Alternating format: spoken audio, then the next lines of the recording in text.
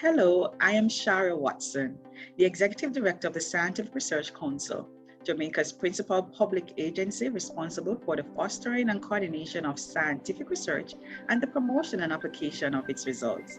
November 2021 marked the 24th observation of Science and Technology Month. Hello, I am This Shara year, Watson, the month will be the celebrated Executive under Director the of the theme Scientific Research Science and Council, Technology, the Jamaica's heartbeat principal of national public agency development. responsible The for the observation fostering of and Science and coordination Technology of Month is scientific one of research national and the significance. promotion and application of its results. November 2021 marked the 24th observation of Science and Technology Month. Hello, I am This Shara year, Watson, the month will be the celebrated Executive under Director the of the theme Scientific Research Science and Council, Technology, the Jamaica's heartbeat of principal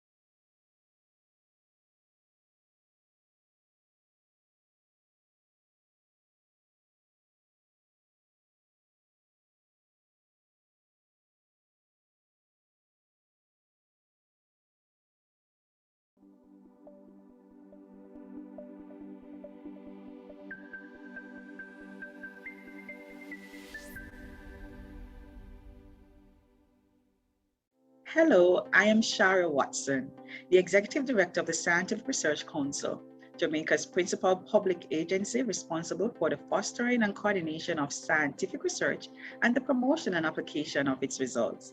November 2021 marked the 24th observation of Science and Technology Month. This year, the month will be celebrated under the theme Science and Technology, the Heartbeat of National Development. The observation of Science and Technology Month is one of national significance, and as such, it will be hosted by the Ministry of Science, Energy and Technology, MSET for short, under the patronage of the distinguished minister, the Honorable Darrell Vaz, with the Scientific Research Council as the main implementing agency. The aims that we have throughout the month include to demystify science and increase the awareness of the relevance and importance of science and technology to national development, to strengthen public interest in science and technology, and ultimately to aid in the creation of an innovation-based society. Before the COVID-19 pandemic, the Scientific Research Council and other stakeholders in the science and technology fields would share in numerous activities.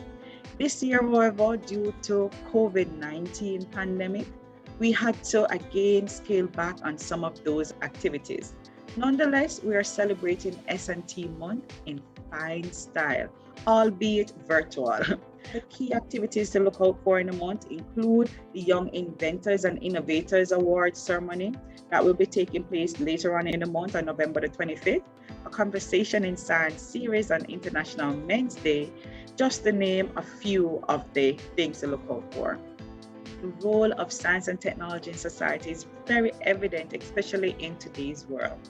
Technology has enabled businesses, schools, churches, and other local interests to continue in fulfillment of their mandate in spite of the pandemic.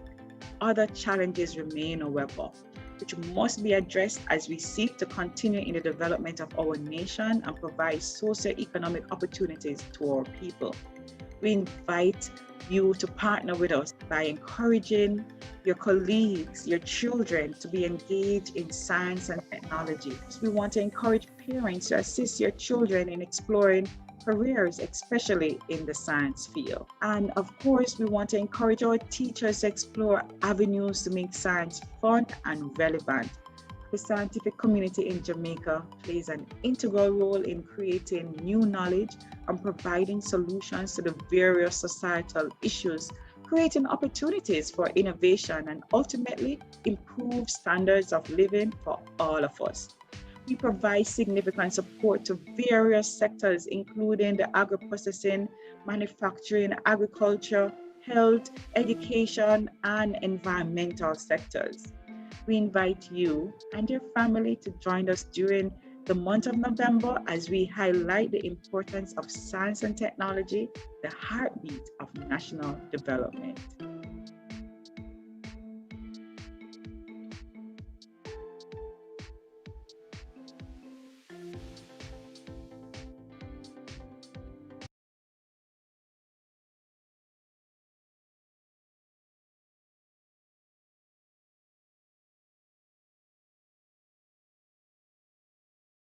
Happy International Men's Day, wherever in the world you are listening to us right here on your respective platforms. I'm Dervan Malcolm. We are coming to you live from the Scientific Research Council, the SRC, which is an agency of the Ministry of Science, Energy and Technology, as we present the fourth in the series, Conversations in Science, actually started in 2020 to commemorate the SRC's 60th anniversary, designed to engage and sensitize the public and students at the primary, secondary, and tertiary levels and experts in the field of science and technology in conversation on science-based impacted issues in Jamaica. And the aim essentially is to provide a unique educational bridge between scientists and the public. The theme of today's Conversations in Science is Men of Science Leading the Way, Creating a Better World for Our Men and Boys. And we started this afternoon with that iconic recording by Nesbeth, My Dream, My Dream. And isn't that what science is all about? It all starts with a dream, and then we bring that dream into reality. And so we're looking forward to the discussions to come. But first, we have to let you know we're live, if you didn't recognize that, live on YouTube, live on the SRC's Facebook page as well, live on Power 106 FM. And I would imagine wherever in the world you are, we are in your space, and we're happy to have you join us. To officially welcome you, we'll invite Dr. Shara Tabitha Watson. She's a multidimensional scientist, innovator, and entrepreneur, an established expert in the field of science and technology, and has contributed immensely to the development of the national nutraceutical industry in Jamaica. She's the executive director of the Scientific Research Council, SRC, Jamaica's principal agency responsible for the fostering and coordination of scientific research and the promotion and application of its results. Please welcome Dr. Shara T. Watson. Good afternoon, and thank you so much, everyone, for being here. Thank you for everyone tuning in from wherever you are, joining us from the various platforms you're joining from. We are here today to celebrate our men, and specifically our men that are involved in science, in the way of making a difference in all our lives. SRC, as you know, is Jamaica's principal public sector agency responsible for the fostering and coordination of scientific research, as well as the promotion of its application and its output. So we are here today to have a very important conversation where we're going to be engaging men in the field of science in an aim to get boys interested in science. And not just boys, because I know we have a lot of girls that are also on the platform that is joining in. So the SRC, as a part of our celebration of Science and Technology Month in Jamaica, we are here to have riveting conversations with our men that are playing an important role in the aim of enhancing the quality of our lives, getting more engagement and more involvement in the science field. So once again, I want to welcome you to our home here at the SRC. And from your home or wherever it is that you're joining us from, welcome to our Conversation in Science series. And as you know, the theme is Men in Science Leading the Way, Creating a Better World for Men and Boys. Thank you. Thank you very much, Dr. Shara Watson, in fact, Executive Director of the Scientific Research Council. The theme, as you heard, Men of Science Leading the Way, Creating a Better World for our Men and Boys. In just a moment, we will hear from coordinator of the Science and Technology Education Unit here at the SRC, and that will be the signal for us to get ready to hear from the Honorable Darrell Vaz, the Minister of Science, Energy and Technology, followed by our guest speaker, Dr. Paris Lioai Jr., Chairman of the SRC.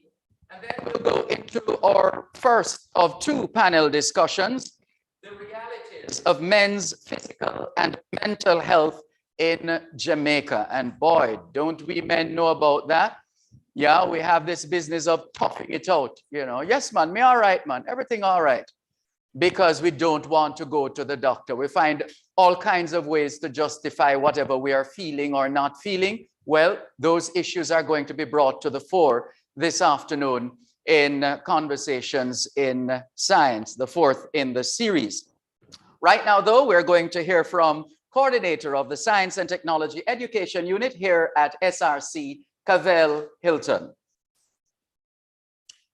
Hi, thank you. Let me just say good afternoon to everyone. Thank you for joining us. And let me begin by echoing the sentiments of our executive director and wishing all our men a happy International Men's Day. Today, you are celebrated for the positive value you bring to the world, families, and communities. The international theme is better relations between men and women. At the Scientific Research Council, we lead by example. So it is no coincidence that I am here today and our executive director, being a woman, that we are standing here today with you, our men of science, and celebrating International Men's Day. Mahatma Gandhi said, we must become the change we seek.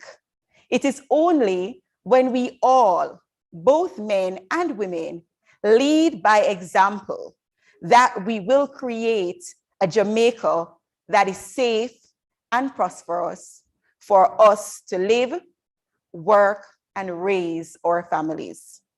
In this light, I would like to say thank you all, ladies and gentlemen, for joining us today at the fourth staging of the Conversations in Science series, which is being held under the theme, and I'm sure you're hearing it all day, you'll hear it all day, Men of Science Leading the Way, Creating a Better World for Our Men and Boys, with the hashtags Men in Science and Better Role Models for Our Boys.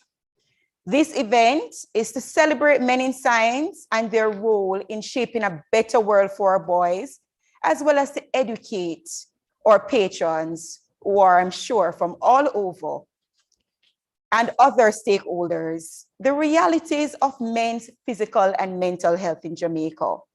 Our esteemed panelists will engage our audience in discussion on how to create better role models for our boys, for how to create better role models for our boys, and how we can empower and influence more young people to lead by example with their success stories. The event, of course, as you know, is being moderated by our esteemed host, Mr. Durban Malcolm. So thanks again for joining us. And I know we will have a very engaging and interesting conversation. Thank you, Durban. Thank you very much, Ms. Cavell Hilton, Coordinator, Science and Technology Education Unit here at the Scientific Research Council, the SRC. And that brings us to the keynote address by the Honorable Darrell Vaz, the Minister of Science, Energy and Technology.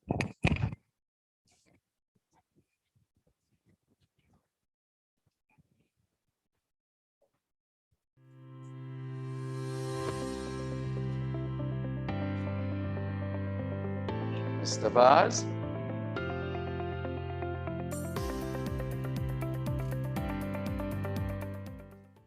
Ladies and gentlemen,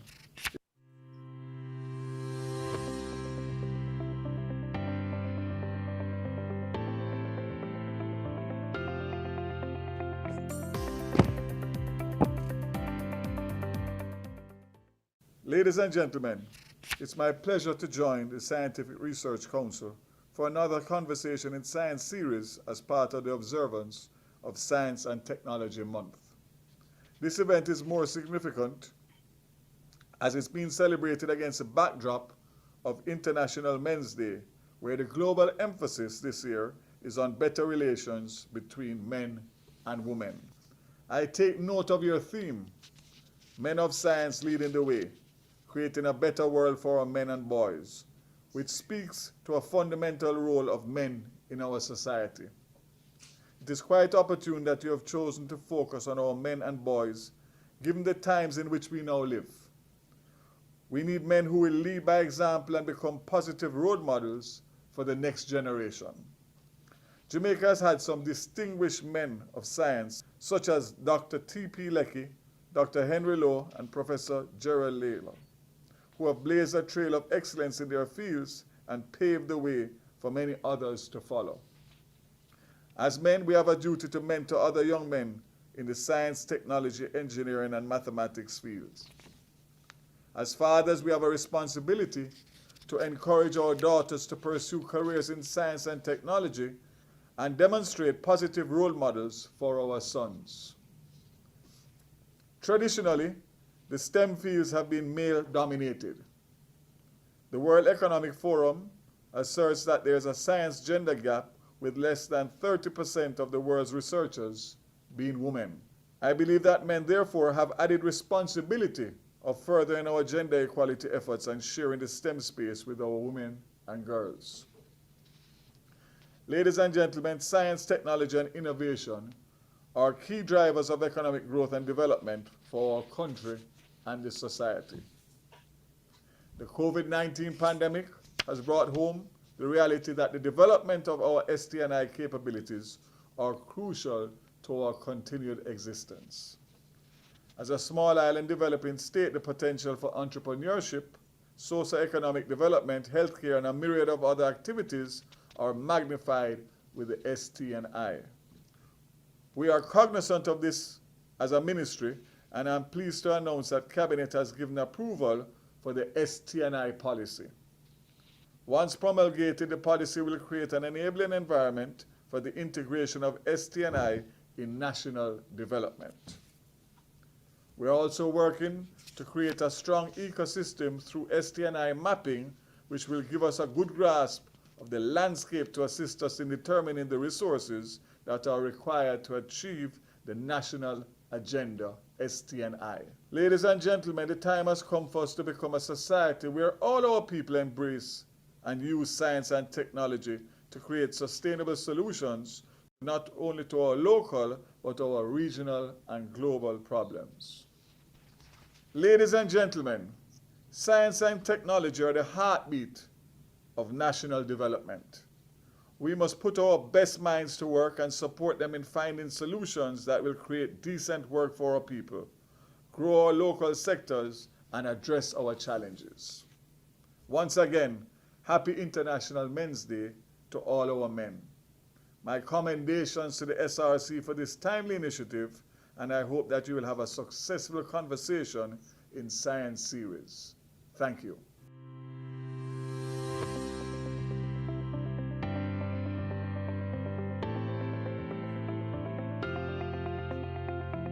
Thank you. Thank you very much, Minister Vaz, Minister of Science, Energy, and Technology, the portfolio ministry for the Scientific Research Council, the SRC. Indeed, it is International Men's Day, and we want to remind you of the theme, Men of Science, Leading the Way, Creating a Better World for Our Men and Boys.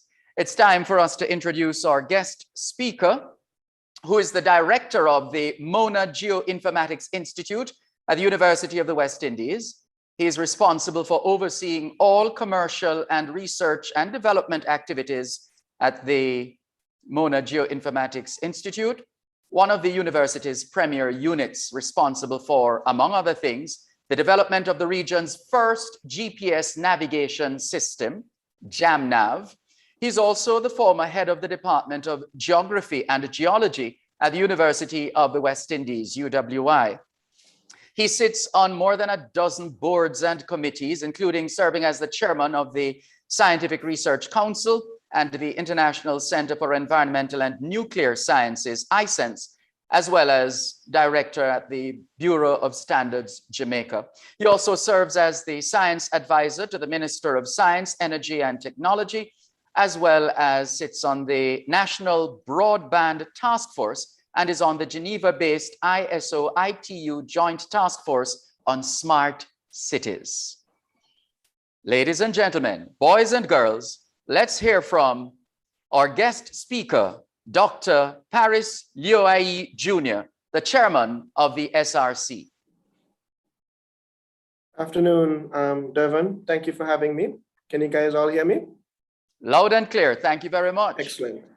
You know, Minister mentioned a while ago the ratio of women to men in science globally at 30%. Jamaica is is a success story globally. We have an embarrassment of riches with very brilliant women scientists who are leading the way for us as a country.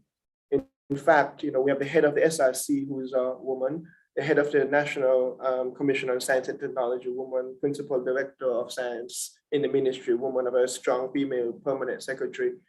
I think Professor Grant at ISENS is the only man who is running the show within the science portfolio, and that's not a bad thing. I mean, we have very, very competent and very strong women scientists and women leaders.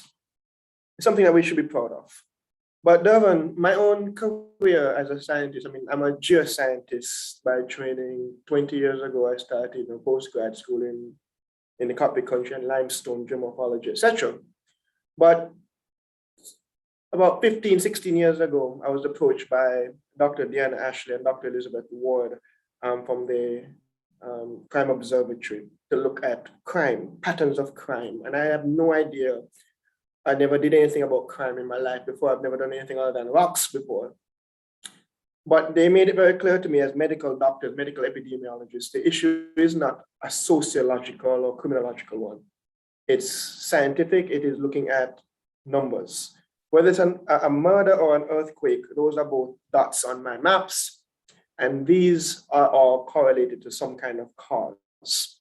And then we can quantify it, we can model it, we can figure out what's going on. And then my career took a very different direction. But Dervin and colleagues, this afternoon, I want to share with you some very sobering statistics based on my mathematical statistical analysis of crime. Science doesn't have to be just test tubes and lab coats and wackos with crazy ideas. Science doesn't have to just be about technology and tools and whatever. It's literally everything that surrounds us. And then, when you look at the problem, we have states of emergencies being announced, etc. I looked at our numbers here. There have been 6,270 murders in 5 years, of which 5,643 of them have been male. That's 90% of the people being murdered are men. Of that, 503 murders are under the age of 20, of which 408 of them are men, boys. That's 81%. But then when you look at under 30, this is the productive age of our population. We have 2,479 murders under the age of 30, of which 2,228 are men, that's 89%. Last year, I looked at all the hospital admissions for injuries. There were 5,811 admissions to hospital for violent injuries. Violent injuries are stabbings, shootings, beat with a stick, beat with a piece of iron, bottle. All of those things are violent injuries. Nobody dead. 5,811, of which 3,700 of them are men.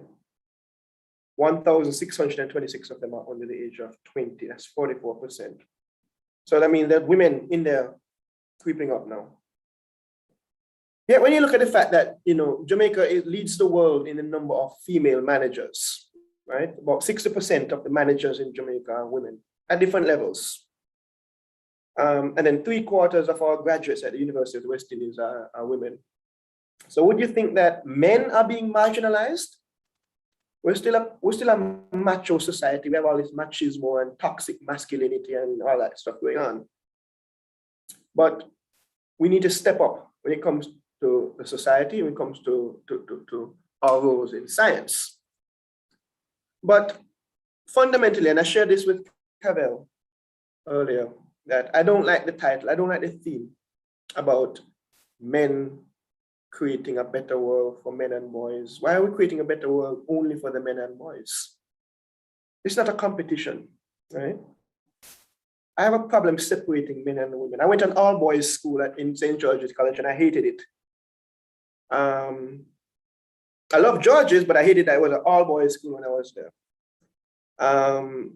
But I fundamentally believe that men lose when women lose. And women lose when men lose. It just makes no sense to marginalize either of these groups of people. There's a lot to be done. And a lot of that doing is to support an innovation environment that enables and supports the growth of ideas. Now, I'm very glad to hear the minister mention a while ago that Cabinet has approved the Science, Technology and Innovation Policy, because one of the pillars of science is going to be access to financing. How are you going to finance your ideas if you can't tap into money? And now the Jamaica Intellectual Property Office and different bodies are now actively trying to leverage intellectual property as collateral so that you can get financing for your idea and your intellectual property. The men have all these great ideas. Some of them cockamamie, some of them are not so cockamamie, but let the market decide whether these things fail or not. We need to get these things out of their heads, right? Innovation is different from execution, right? And execution is also different from administration and management. All of these things have to fall in place for you to be able to execute your idea. And innovation, start at the bottom. Innovation does not have to be defined by gender roles. You don't need a woman to invent perfume, right? Why? Why is that a woman's thing, right? So a woman can go into the man's world, the man can go into the woman's world, and it's all science. But men should be able to step up and feel confident in being able to develop their ideas. They should be able to see their ideas through execution, administration, and management. Now, I know from firsthand experience with myself that women are far more organized than me, right? You rely on them in the innate organized selves, and I depend on that. So we don't need to lock people into certain, predefined roles, etc. The reality is that science is gender blind, right? But we do have a problem. There's a critical problem with our men and boys. With all this toxic masculinity and other issues going on. The solution is to channel these things properly. We need opportunities. Men need opportunities, right? Women are succeeding in Jamaica because women are disciplined and driven and able to move forward, and men can do the same thing, right? We need perspective. Perspective is going to be the lens to our future, right? We need to couple all of this with knowledge. That's why education is so important. But you need to wrap up all that education in your head with discipline and respect. And that's a problem we tend to have, especially men. Them too bad, right? It's a macho thing, right? So you can be smart, but you're rude. We need to be able to get around that. It's not a knowledge thing now, it's a behavioral thing. And again, remember, science is more than just test tubes and lab coats, right? So let's go to the mathematical. When we look at the future, we need to look at the exponential, okay? Let's go mathematical, technical now. Look at the exponential. And when you look at the future and you look at exponential, it becomes intimidating, Durban. It becomes daunting. When you look at the exponentially scaling problems that we have with climate change, with COVID, with crime, economic challenges and uncertainty, all of these things are daunting. But guess what? The solutions and opportunities are also exponentially scaling. You want to get rich? Play the game. Get smart, behave yourselves, and do it. So if we look back at what I've spoken about today, I have some keywords, right? Innovation, execution, and management. Gender blind. But discipline and respect is going to be very important. We need opportunities, but we also need perspectives as men, as scientists, right? Durban, everybody in this session, I see 78 people right now. Everyone here wants to be here. They made the effort to be here. Your job, Mr. Malcolm, is to get this message out to those who are not here. And that's what you're doing via YouTube and online channels. To your many different, Durban is a media baron, right? Or multimedia, right? This message needs to get out there. So the prescription, I'm not a real doctor, but the prescription is to shut up and do something. Just do something. Too many people are talking. I'm always wondering, Durban, how come so many people are on talk radio at 11 o'clock in the day? Because I thought them at work. I don't have time to talk to you at 11 o'clock in the day. I listen to you, but I can't talk to you, right? So, do something. I'm doing something, right? But we as a country also need to fundamentally stop complaining. Just stop complaining. right? Men want to be complained about being marginalized. Step up, do something about it. Get educated, behave yourselves, seize opportunities and pursue it.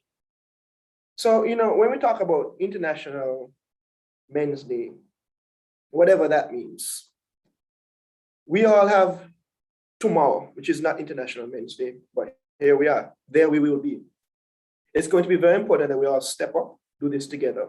Because whether or not, as we know with the whole vaccine thing, those who don't step up are holding the rest of us back, but we all face the consequences together. So thank you all very much. I hope you enjoy the rest of the proceedings. Thank you to the SRC for pulling this off. And Durban, good luck with herding us men later on in this afternoon. Thank you all very much.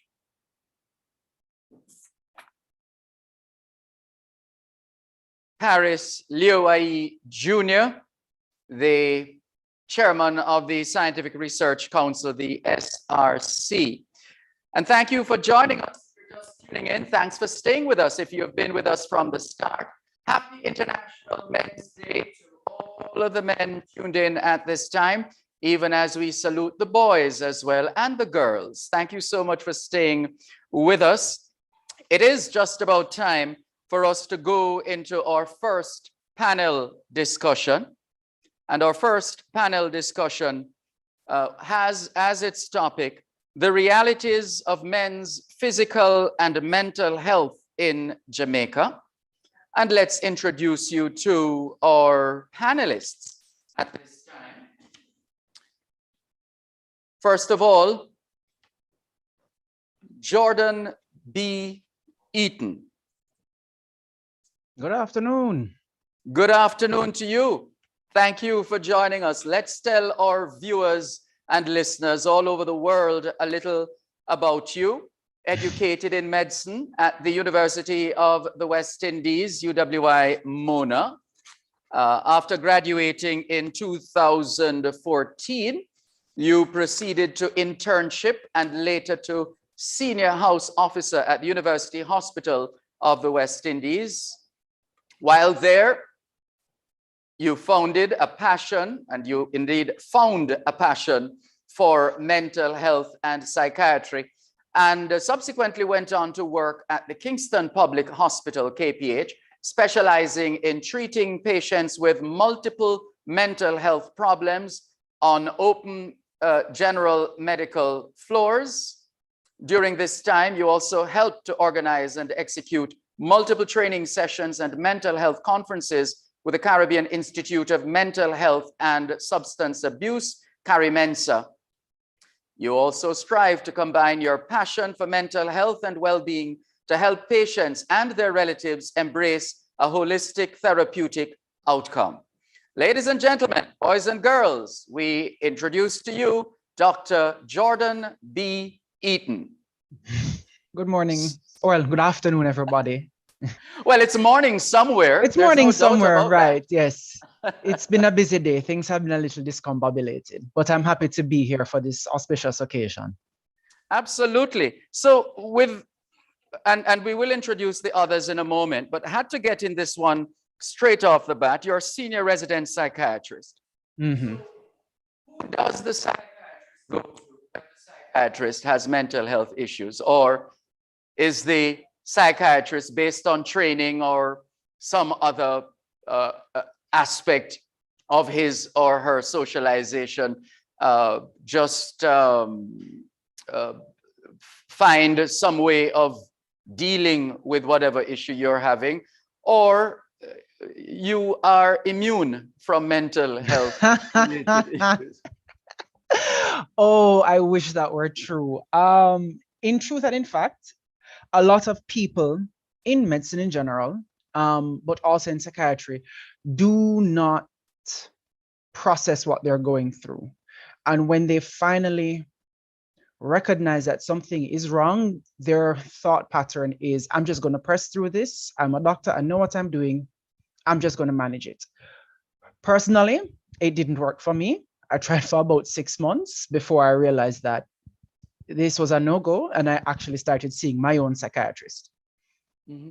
So I was eventually diagnosed and treated for different conditions and psychotherapy and all of that. So we do have our own way of reaching out, and it is encouraged that all members of the medical fraternity and all healthcare providers do have someone that they can speak to in a professional capacity. It's unreasonable to think that you can shoulder the burden of practicing medicine on your own. Yes. But for the rest of us, men, how do we know that we're having an issue? I mean, a lot of us engage in denial. How do I know that? What are the signs that I should look for in myself to say, hey, you're having mental health issues? Well, before we can even get into any of that, what is important is to really understand exactly what mental health is, right? And I like to quote from, not from my own experience, but I like to quote international organizations. So this is taken directly from the WHO. Mental health is a state of well-being in which an individual realizes his or her own abilities, can cope with the normal stressors of life, can work productively, and is able to make a contribution to his or her community. So it is more than just feeling all right, it is also being able to function and be a contributing member, right? So it's a very difficult question you're asking, because there are a whole host of psychiatric illnesses that we can talk about. Things from anxiety disorders, generalized anxiety disorder, panic disorder, social anxiety disorder, to obsessive compulsive disorder, attention deficit hyperactivity disorder, depression, bipolar disorders, psychotic disorders. There's a whole host, right? And what it comes down to is you have to look within yourself and you have to rely on the people that are around you. So for example, do you feel that you are not your normal self? Do you notice that your sleeping pattern is completely derailed? Your memory problems are getting worse. You have lost interest in doing things for pleasure or for fun. Or for example, do you feel anxious all the time, unable to relax, keyed up, just problems with your memory? Again, are you hearing voices talking to you? Do you feel like people are out to get you, trying to hurt you? Have you been having excessive amounts of energy and doing things that border on irrational? These are all signs and symptoms of it.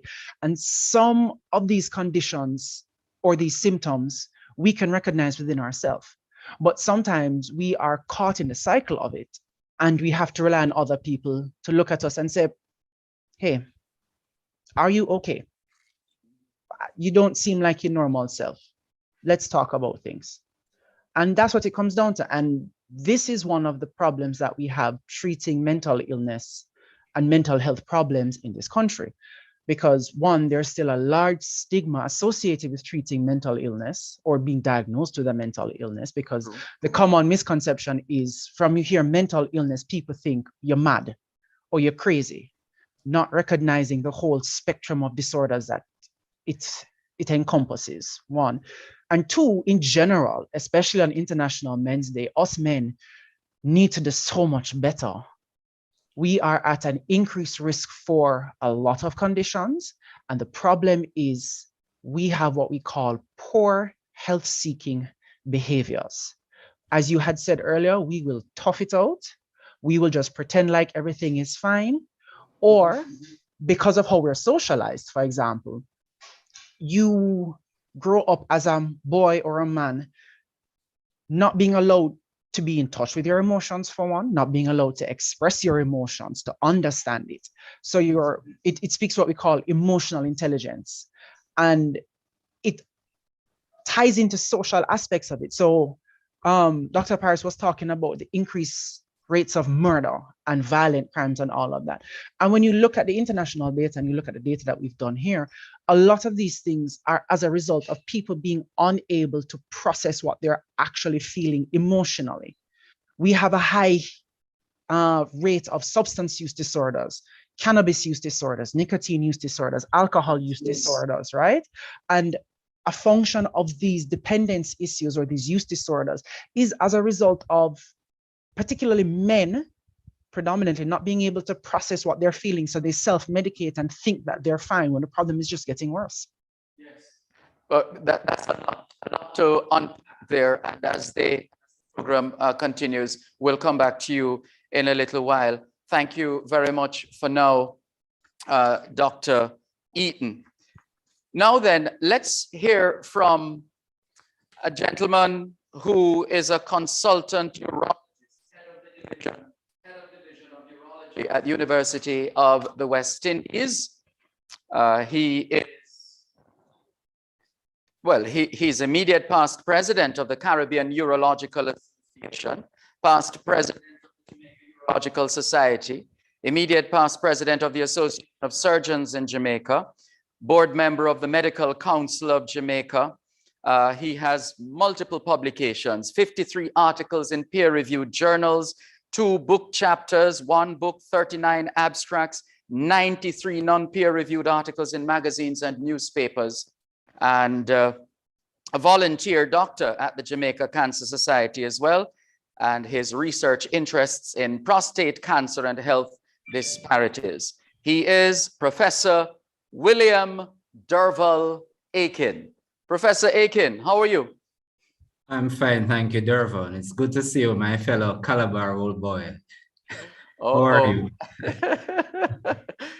You out me now, as they say, eh? Right, indeed. Thank you very much for joining us. Now, that most precious thing, Professor Aiken, the family jewels, as some of us euphemistically refer to them. If we don't take care of the family jewels, we're going to have issues. How have we been doing as men, based on your work, your experience here in Jamaica on this International Men's Day? What's the diagnosis? Unfortunately, it's not good. Our previous speaker referred to the poor health-seeking behavior of men. This has been studied in Jamaica.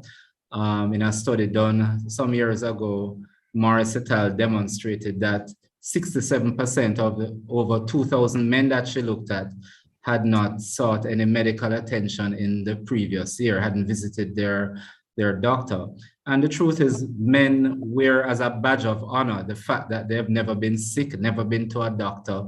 And, you know, the problem is they wait until they have a problem to come to the doctor. And then usually, when you wait until you have symptoms, the problems are usually locally advanced.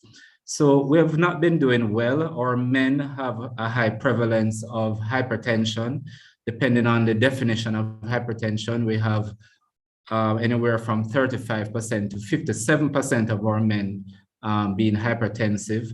12% of our population is diabetic, and that goes up to over 40% in men over 65 years of age.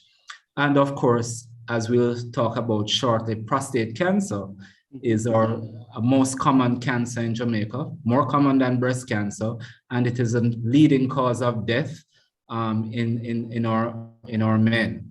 So men have a lot of health issues, and it's compounded by the fact that they do not seek help until it is, generally speaking, too late.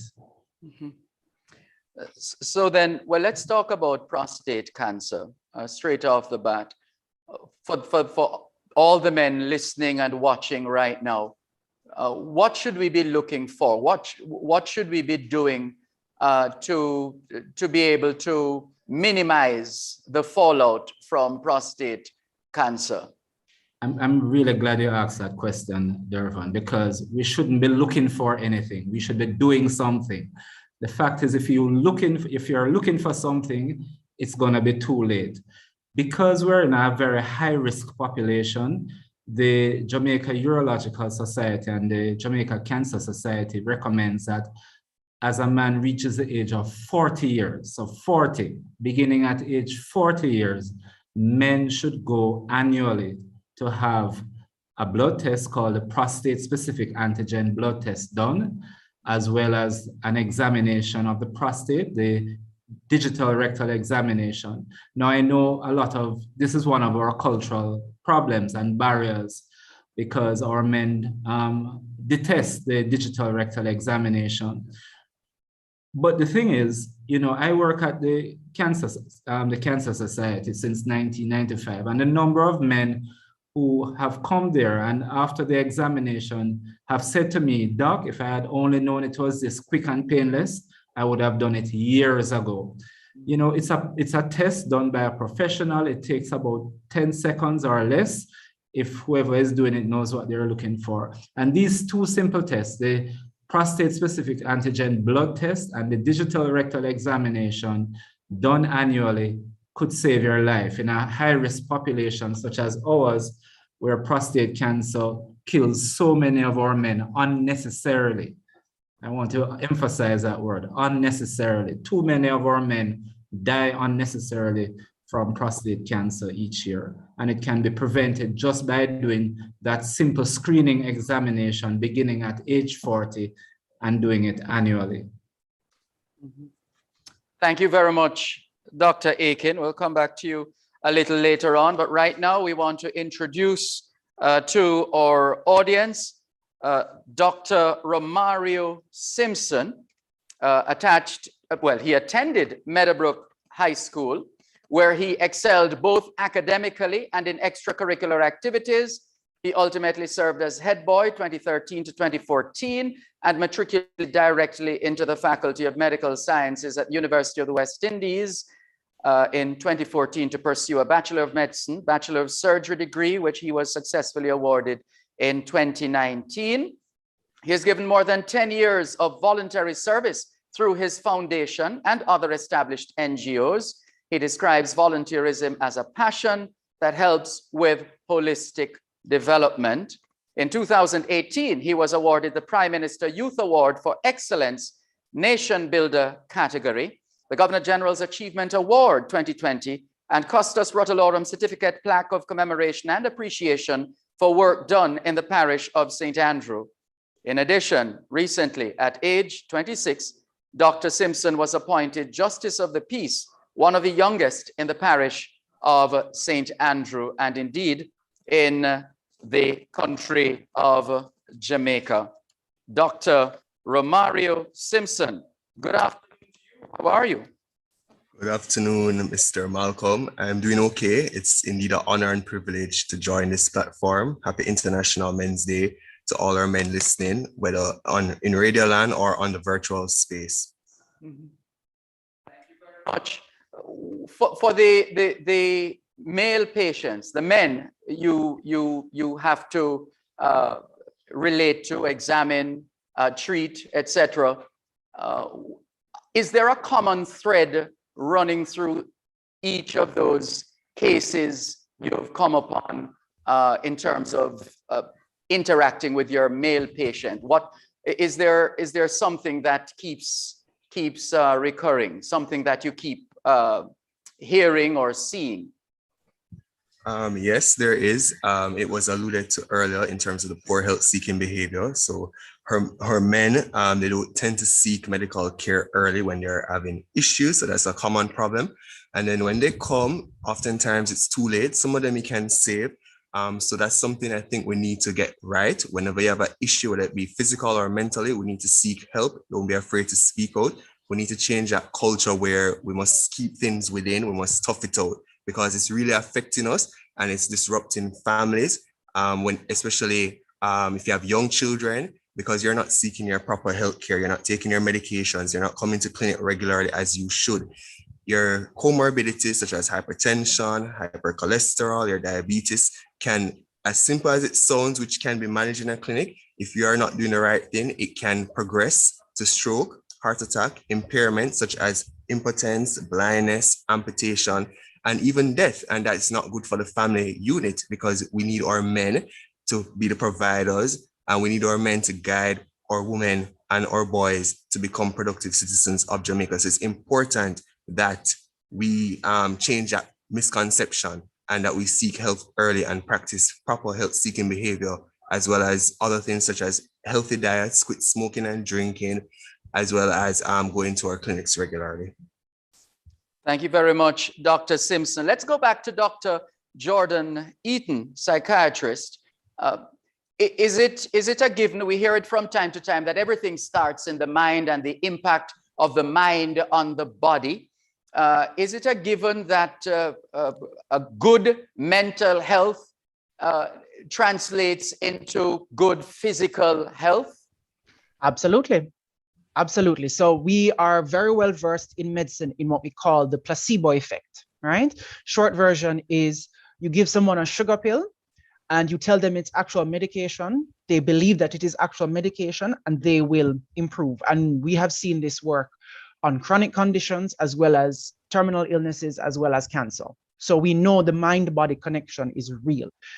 In the last 10 to 15 years, with the advancements in MRI imaging, we have been able to further elucidate how the brain works and how it affects the body. And we know biochemically that there are processes that happen when you feel stressed, for example, that can affect your mental, not only your mental health, but your physical health. So for example, most people think that depression is just feeling sad, which is a common misconception. Depression is an actual clinical diagnosis based on signs and symptoms. Similar for anxiety. People think that anxiety in and of itself is bad, but it's a normal emotion. When you have an anxiety disorder, however, it's when it becomes pathological. And when you have symptoms such as depression or anxiety, it creates biochemical pathways in the body where, because of the different mechanisms that carry on, you are exposed to high levels of what we call the stress hormones like cortisol, adrenaline, and these can have actual physical effects. You're talking about increased risk of diabetes, increased risk of hypertension, increased risk of cholesterol. If you have any of these underlying conditions already, it is going to make them harder to control, and it can actually predispose you to developing complications, a stroke, a heart attack, diabetic emergency. So there's a very clear and well-documented link between mental health and physical health and vice versa. Thank you very much, Dr. Eaton. And to Professor Akin once again. Professor Akin, can you give us a sense of some of the lifestyle choices that we make and how these lifestyle choices, the implications of these lifestyle choices for our family jewels? You keep referring to the family jewels, very important jewels. So I'm glad you asked that question, Dervan, because the choices we make today will determine our state of health 5, 10, 15 years down the road. And our job is really to give men the information so that they can make more informed and healthier choices. So persistent physical inactivity is a major killer. Being physically inactive causes many problems, causes metabolic issues. It causes one to become overweight and obese, and it is linked to what is known as insulin resistance, which can progress to one becoming pre-diabetic or diabetic.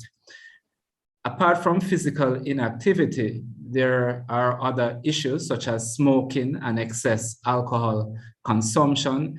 Binge drinking is particularly bad, where you ingest a lot of alcohol in a very short period. So binge drinking, excessive alcohol intake is another thing that men do, especially when they're feeling stressed or they want to unwind. It's a very poor stress relieving mechanism. There are much better ways to relieve stress. And of course, apart from excessive alcohol consumption, there is cigarette smoking. Smoking affects literally every single system in the body in an adverse way. Then there is stress and how you deal with stress. All of us are exposed to stress, but if we don't cope with stress very well, as our colleague just mentioned, you can get excessive levels of cortisol and other stress hormones in the body, and this can affect literally every single system in the body. So, a lack of physical activity, smoking, becoming obese and overweight, these are some of the things. And then diet. Diet is also very important. A lot of us men or women heap mountains of rice and carbohydrates on our plate, because in our culture, men must have a big plate of food.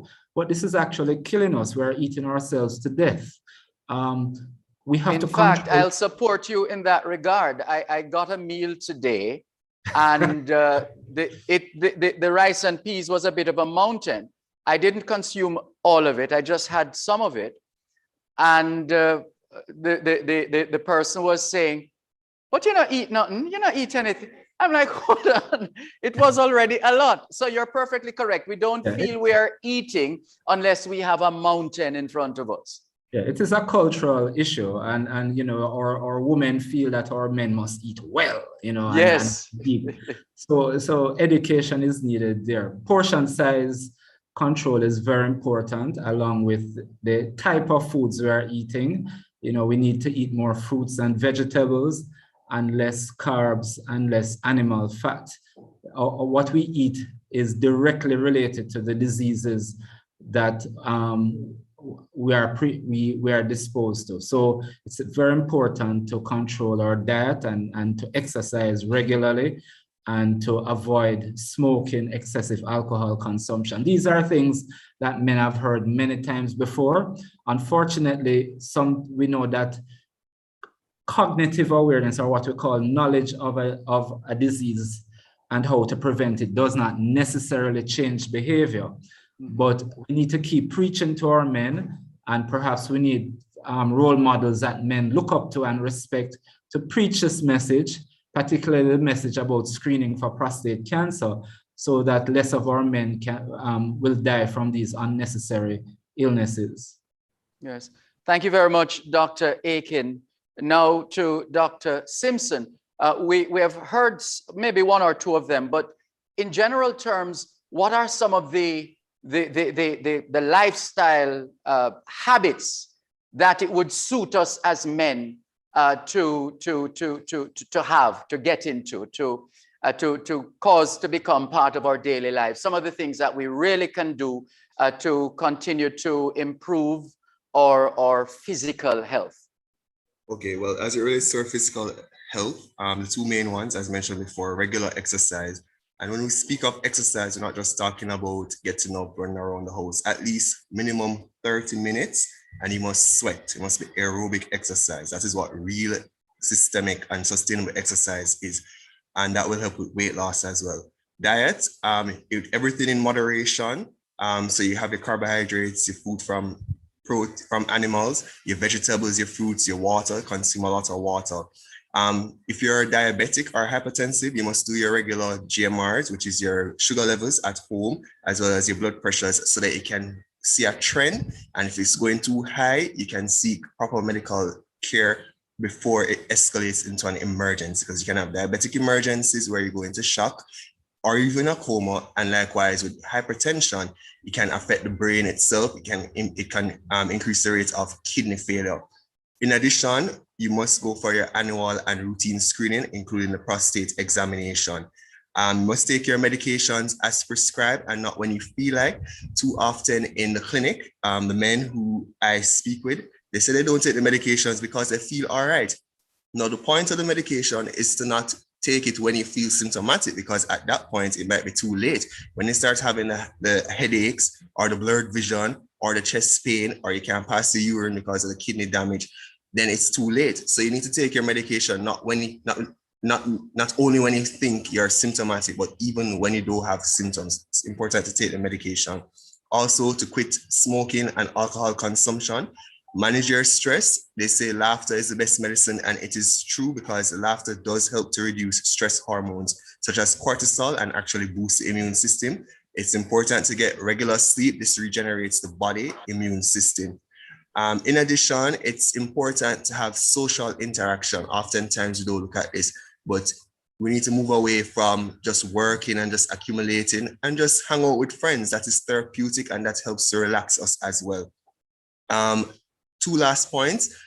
In terms of proper health seeking behavior, it's important to get insurance, oftentimes not spoken about, because in the interim, you do not want, if for God forbid you come down with a stroke or a heart attack, then your family is in financial debt. So it's important to set your houses and your finances in order, not just physical health, but the whole holistic approach to life.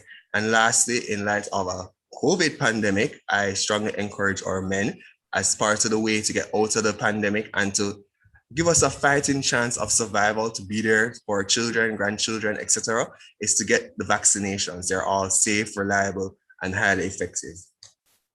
Thank you very much, Dr. Simpson. And we're just about at the end of our first panel discussion. Want to give each speaker an opportunity of a one-liner. Just that on this International Men's Day, an opportunity to share a one-liner with our global audience and a message especially for our men. And we're going to go in the same order. And so Dr. Jordan Eaton, psychiatrist, please go ahead. Men, on this International Men's Day, be reminded, you do not have to do everything on your own. You do not have to shoulder every burden. There is nothing wrong with being vulnerable. You can reach for help. You can get assistance. It does not make you less of a man. It actually makes you a better man. Be there for yourself and the people who you care about and who care about you. Thank you, Dr. Eaton. Professor Aiken, consultant urologist, your one-liner for the men, for us men on this International Men's Day. Men, I would encourage you to get your annual physical examinations. Ensure that you screen for prostate cancer, colon cancer, and other cancers. Do your testicular self-examination monthly while you're having a warm shower, and generally maintain good health through physical exercise and control of diet, and getting adequate sleep and de-stressing on a regular basis. And finally, Dr. Romario Simpson, your one-liner for us men on this International Men's Day. Okay, so my advice is the cliche that prevention is better than cure, but it's not just better than cure, it's actually cheaper in the long run. So it's important that you take your medications, you get your annual checks, and do not wait till your comorbidities, your hypertension, your diabetes get out of hand, and you end up having heart attack, stroke, kidney failure, which needs dialysis. All that is expensive. So just promote proper health-seeking behaviors from now. Thank you very much to our panelists for panel discussion number 1, the realities of men's physical and mental health in Jamaica. We could actually go on for hours, but we don't have the time. But we thank our participants, Dr. Jordan Eaton, Professor William Aiken, and Dr. Romario Simpson. Now, according to the program, it's time for question and answer. So we're going to go there. Are we going to just make sure we have, let's see, gonna pull some of those questions and get some responses as well. And we think we're also supposed to be having a poll around this time.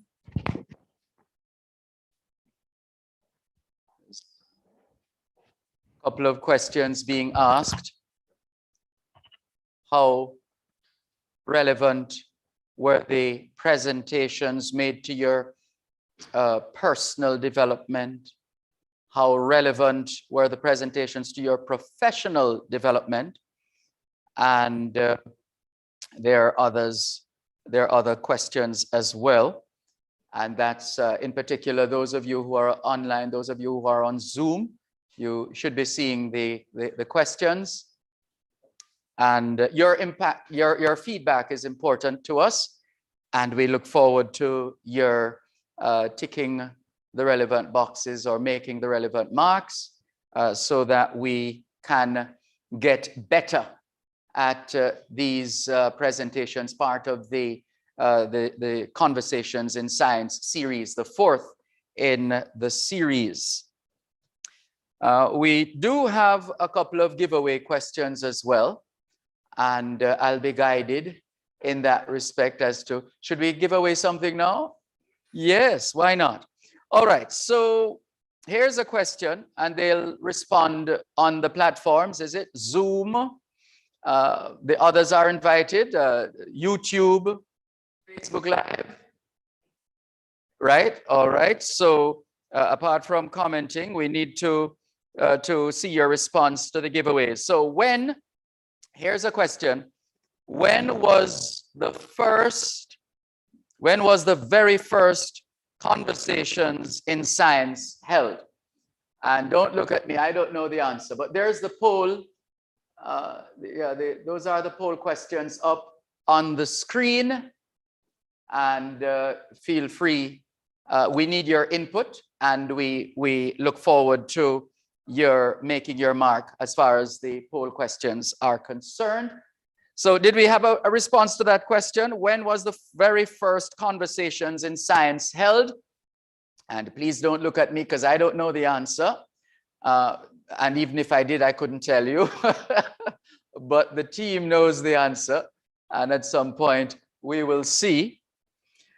And as we said, if there's anyone here listening and watching who has a question, who would like to get in that question right now? Oops, someone is saying I didn't get to finish my poll.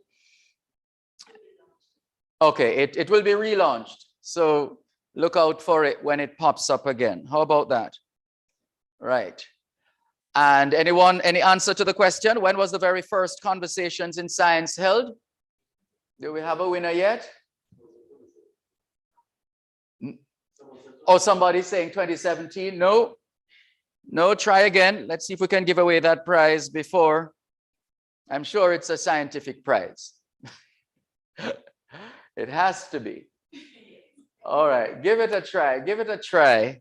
So you can post your response on Zoom, on Facebook Live, on YouTube, the SRC Jamaica. You just type SRC Jamaica in the YouTube box.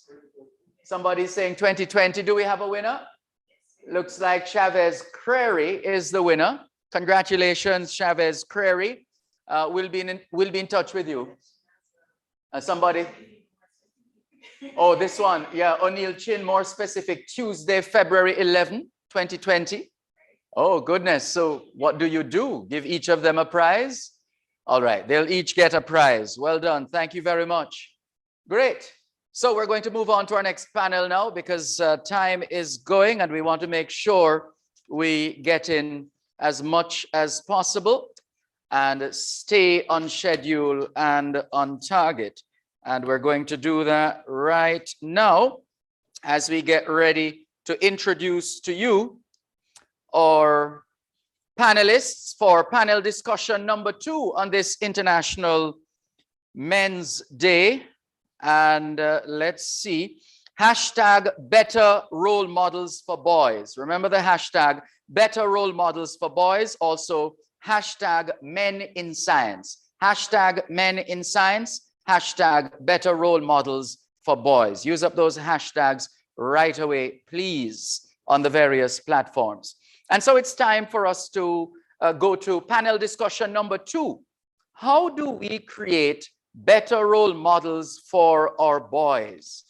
How do we create better role models for our boys? This is where we're at now. And let's introduce to you the first of our panelists in this discussion. In fact, we're going to do it a little differently this time around. All the introductions at once, and then we direct the questions afterwards. So let's first of all meet Professor Charles Grant. Professor Grant is the Director General at the International Center for Environmental and Nuclear Sciences at the University of the West Indies. He obtained his master's in Radiation and Environmental Physics in 1992 from the University of Surrey in England, with specializations in reactor physics and neutron activation analysis. Deep stuff.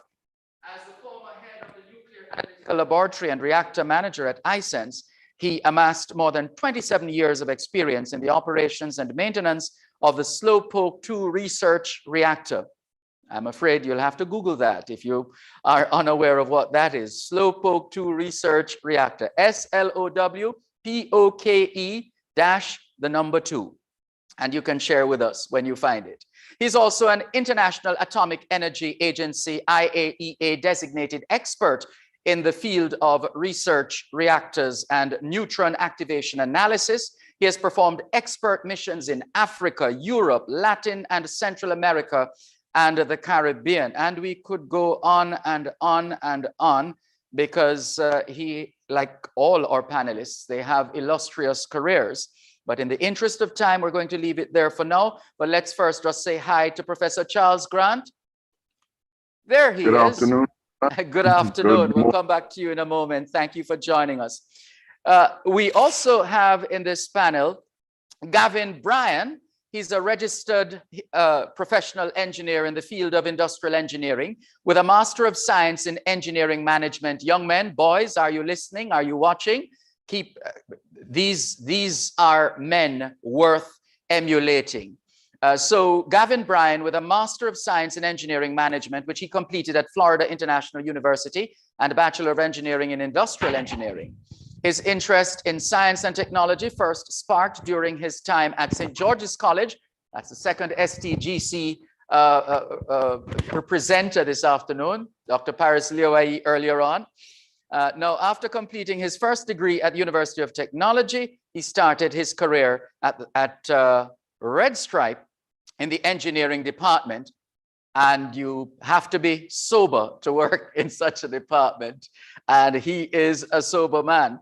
And he also moved to Jamaica Flour Mills, where he started a maintenance planner and advanced to production engineer, senior production engineer, then on to his current position as maintenance superintendent. And we could go on, but we leave it there.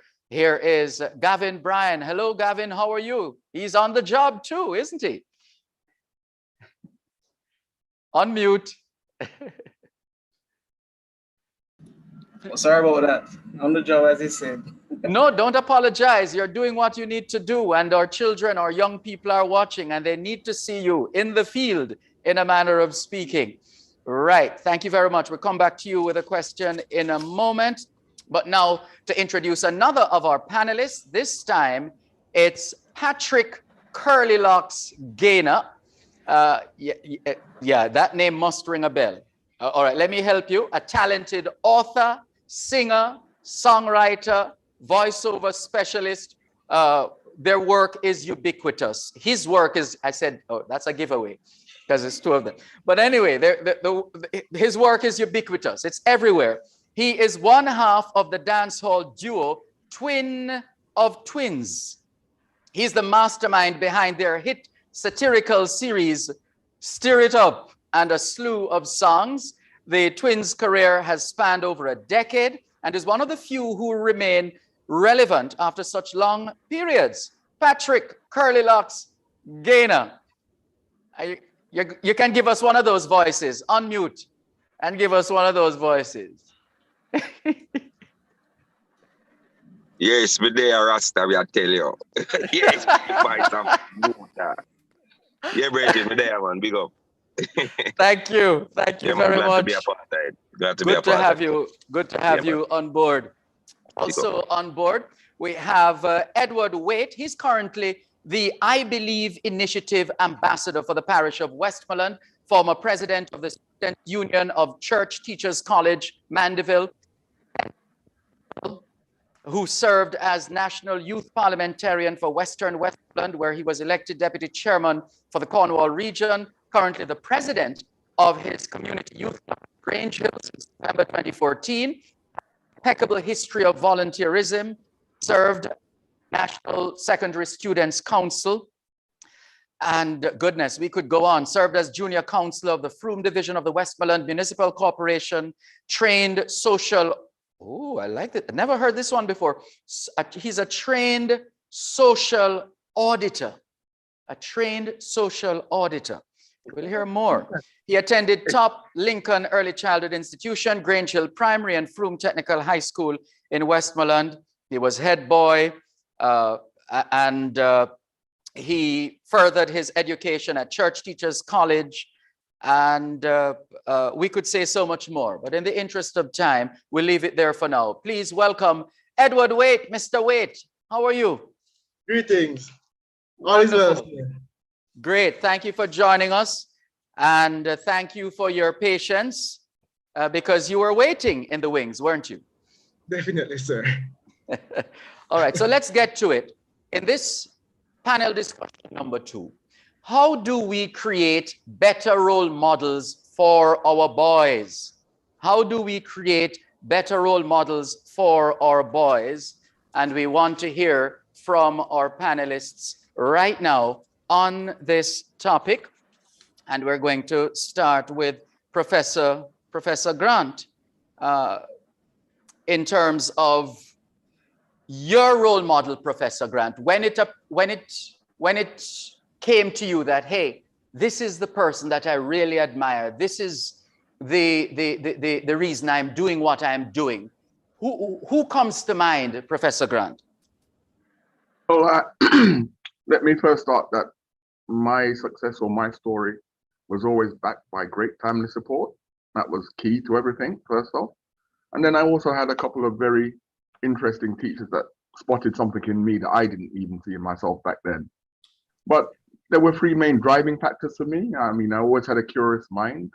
I was always wanting to understand how things operated, how they worked. I was also a huge science fiction fan. I grew up in the 60s and 70s, and that was the era of Star Trek and Star Wars, the original ones, not these poo-poo ones you have now. And the future seemed real bright to me at that point, full of science, full of technology, and I really wanted to be just a part of that. And thirdly, I would say I was always good with numbers. I struggled with English, as you can hear today. Not the most eloquent of men, and I naturally took to math and science because of my numeracy. So that's really my background in that. Yes. And for you, Mr. Brian, how did you get involved in the field of science and technology? Was that driven by a role model? Well, yes, I could say that, yes. My mother was an industrial arts teacher.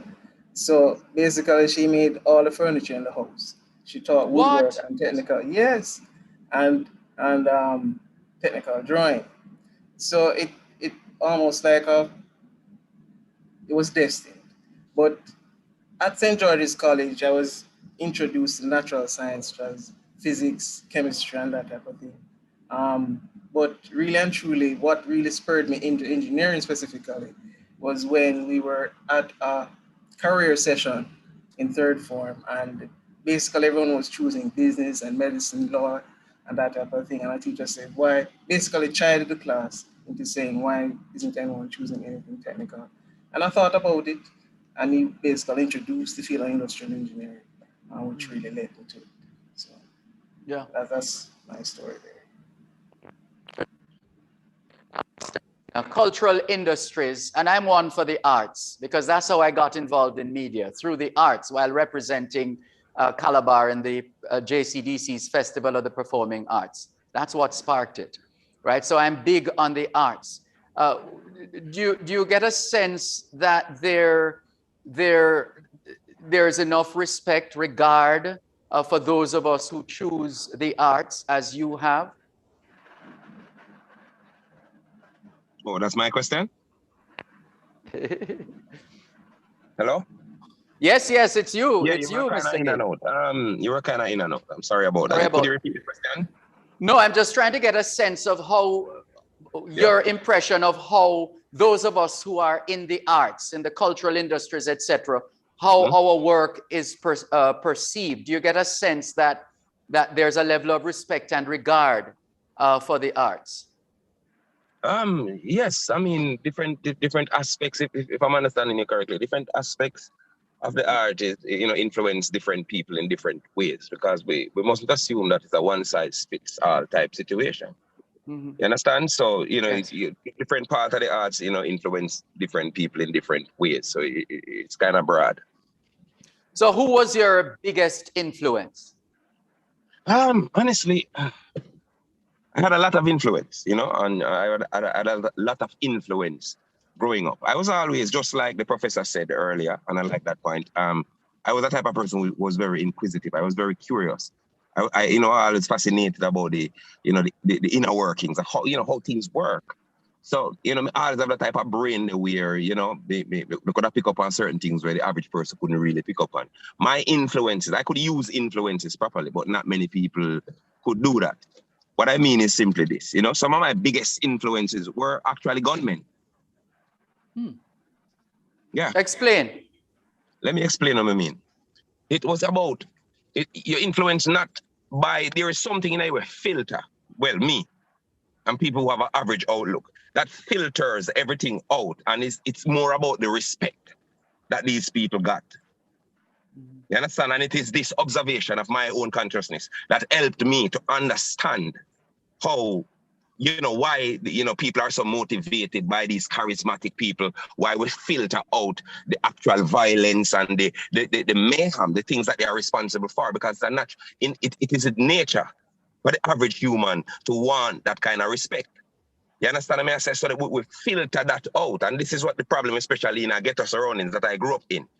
But not many people could filter it. Many people see the respect and want this respect, and they think that it's being a gunman that gives this type of authority and respect.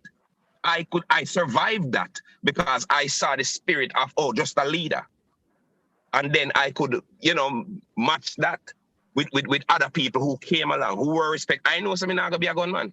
I know in myself that me not gonna try that, me not grow so.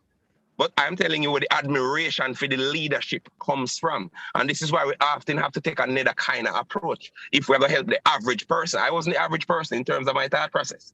And this is why I survived that. Because I could parlay that into something positive. But what was it inside you? Where did you get that consciousness from to be able to filter as opposed to become consumed into that lifestyle? It was something that I could never properly explain. It was just something in me that made me know objectively that this is not a way out in terms of the actual lifestyle. But there was something admirable about the leadership aspect of it and the leadership quality. And this is where some youth now, it creates a thin line. And many people could not survive that thin line. I could because I understood it.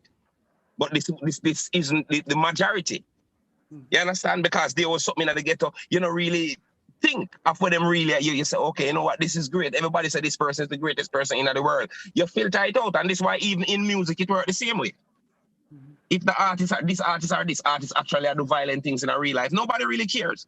Because this is in them surroundings and every man tell themselves, whosoever them do something bad to, it's not me. So I am okay. I know what I want and I know this, that. You understand? And we have a culture too. Listen to me. You ask a question, say, how do we create better? What was the question? How do we, you asked the professor the same question. I think it was the first question you asked him. And in terms of a role model, who was it? Yes. No, you have a next one, man. Like in terms of like how you create better role models for men, for boys. Oh, I'm sorry. Yes, you mean the topic for the panel. Sorry. How do we create better role models for our boys?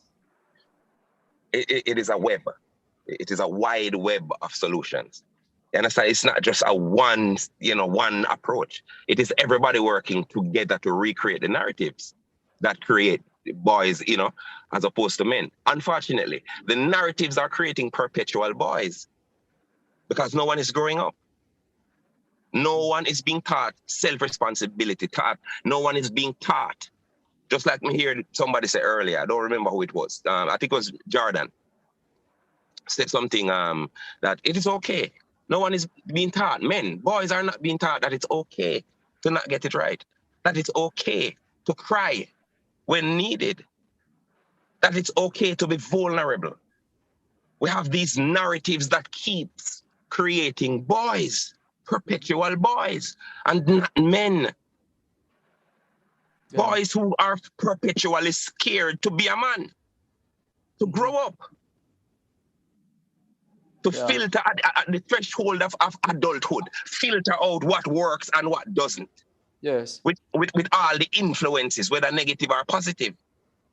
We are not reaching that threshold because these narratives are being deliberately, to a great extent, used to manipulate and keep boys being boys. Yeah. forever because there is a dividend at the end of it. It's monetized. Mhm. And Yes, we act indeed. like we don't see these things and we don't care. We don't want to see these things because at the end of the day, somebody gets paid. Yeah. Nobody gets paid for this Yeah. boring thing of growing up. Mhm. Yeah. Nobody gets paid. Well, Every negative choice we make, it's monetized. mhm, Somebody gets paid when we go to jail. Somebody gets paid when we act stupid. mhm. Somebody gets paid when a girl gets pregnant at 12. Yeah. Somebody gets paid. Somebody gets paid for everything negative in the system. Yeah. And I'm one that I don't like to, I don't pretend. Yes. This is true. We, the Your good message. people, make our life. Yes, these so-called decent people make their livelihood off the ignorance of others. The Your model message is clear. itself Yeah. is wrong. The whole model is wrong because Yes. it's based on competition and not cooperation. All right. Well, let's talk about remodeling now. We're going to come back to you, just wanting to spread it around a bit in terms of with the other members of the panel. But thank you very much. You've given us a lot to chew on in more ways than one. But in terms of remodeling now, let's ask Edward Waite, science educator and SRC STEM ambassador. Remodeling. How do we remodel or help our young men to remodel their thinking, their approach, to reach them where they are, to get them excited, for example, about science and technology? That should be easy, shouldn't it? Because we young men, well, I didn't mean it like that. We men, we males, to cover boys and men, we males love to do things with their hands. I mean, I was fooling around with my mother's TV. I was trying to get satellite and set up, got the back of an old fan and connect a piece of cable to it, a cord to it, and connect it to the TV. Because because you remember the days of these huge satellite dishes, right? Big thing. And what happened? What I said, bops, the power gone. I damaged my mother's TV, but she didn't raise a finger because my father was technically minded, worked with Jamaica Telephone Company and et cetera.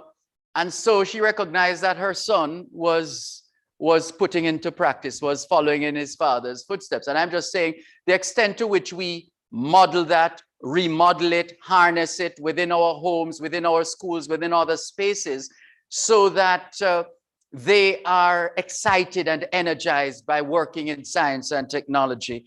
Edward Waite, how can we get that kind of energy going for those who don't care too much about science and technology, who don't make the connection? Well, Edward, go ahead. Yes, the truth is that as a country, we probably will have to invest more in gender education, where, as you mentioned a while ago, males are most attached to psychomotor activities. And so if we realize over time, if you buy something, a toy, as a television you just mentioned, and there's a male and a female in the room, and you say, put up or set up this television, the male is just going to attack it. The female is going to read the manual. And so how we educate our males will have True. to change. We'll have to take a different approach. We'll have to find some more ways to let them unlearn and relearn. And until we focus on that method of education, then we will be stuck. Mm-hmm. So the new model has to be unlearn, relearn, and allow our boys to take initiative, because usually we will say that our males are indisciplined when they just not read and just try something, we'll rush them. But if we allow them to take initiatives in the classroom, then clearly we are going to build their creative skills, their whole investigative skills. And that's the approach I believe that we should look to take in the now and in the future, of course. Yes. Professor Grant, what kind of student were you? Did you get it straight off the bat, or did it take a while for you to get it? No, I was quite fortunate. I normally got it quite quickly. So I don't want to say about that, but I tell you what, and one of my teachers pointed out to me, I would often help my classmates, and in explaining to them what they missed in the classroom, a deeper learning came about. Mm-hmm. And so that helped. So even helping your colleagues when you get something, and even if your colleague doesn't or your friends don't, in explaining it to them, you learn a lot. So in teaching, helping out, helped me to learn even deeper and gave me a lot more confidence as I went along. Is there something you observed or you remember as a boy at school that looking back, you would think if only we could correct that, or if only we could do that differently, then maybe we would have less of our boys going astray or just not getting the kind of reaching their fullest potential? I found the biggest thing for a lot of young men I grew up in the inner city in the UK, wasn't particularly easy for a young black man back then. Numeracy. A lot of our young men are not numerate. And I think a lot of that is to do with the way that they are taught. It's not taught in a way that they can embrace. It's taught for the most of them. I get abstract things, so I was fortunate. But a lot of people don't get the abstract. So it's to break mathematics down to the point where they get that aha moment, your eureka. And normally that's the breakthrough that takes place. There's a whole turnaround in how they approach learning once they become numerate. And I find most or a lot of Jamaicans actually run away from numbers. They are really not embracing it. And I'm quite the opposite. So it always troubles me, and it's always something I try and break down whenever I get the opportunity. Yes. Thank you very much, Professor Grant. Now to Gavin Bryan once again. What does mentorship mean to you, Gavin Bryan? For me, mentorship is essentially a method of providing guidance. It allows us or persons at the head of the stream to go back and assist those trying to figure their way out. There's a lot of information available nowadays for young persons to make choices. And I think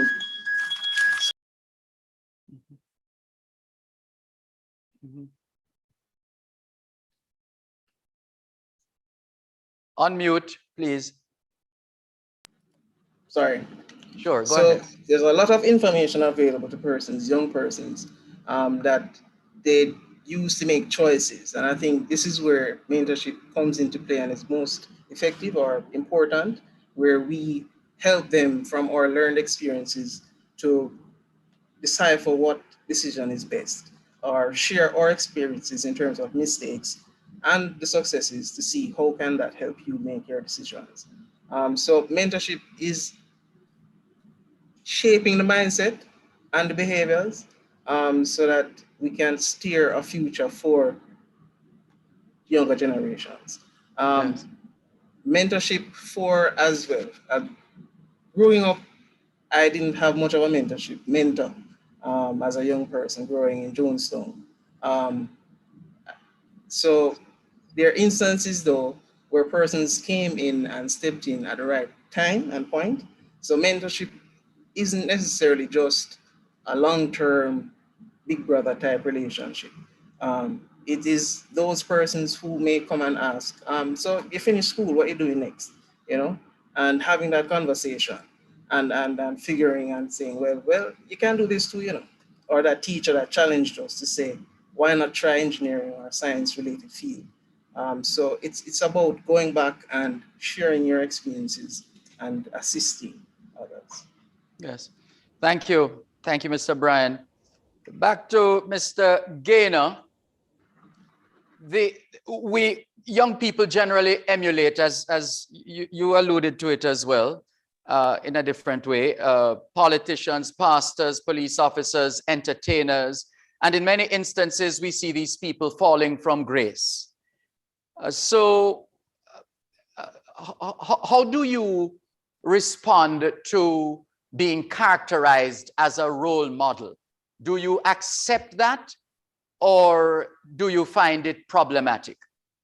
No, I accept that. I accept that. I'm a part of the public sphere. So it's, once you have to accept the responsibility that comes with that.